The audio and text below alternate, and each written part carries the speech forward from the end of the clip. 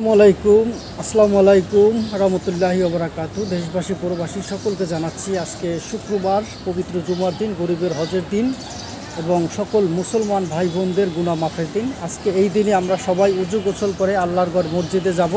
সবাই সবার জন্য দোয়া করব, সবাই দেশবাসীর জন্য দোয়া করব, কবরবাসীদের জন্য দোয়া করব, প্রবাসী ভাইদের জন্য দোয়া করব।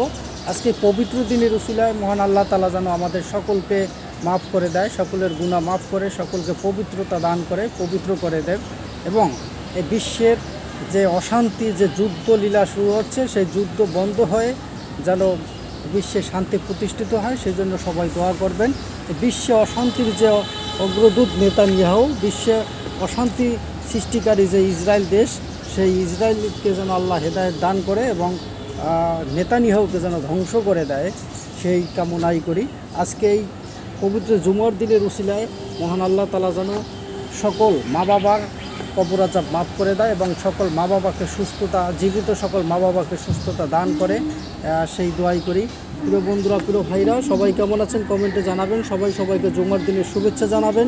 সবাই বিশ্বের সকল যুদ্ধস্থ দেশের জনগণের জন্য দোয়া করবেন। সবাই সবার জন্য দোয়া করবেন। সবাই ভালো থাকবেন, সুস্থ থাকবেন। আল্লাহ হাফেজ। আসসালামু আলাইকুম রহমতুল্লাহি ওয়া বারাকাতুহু। সকলকে জানাচ্ছি আবারও পবিত্র জুমার দিনের শুভেচ্ছা। জুমা মোবারক।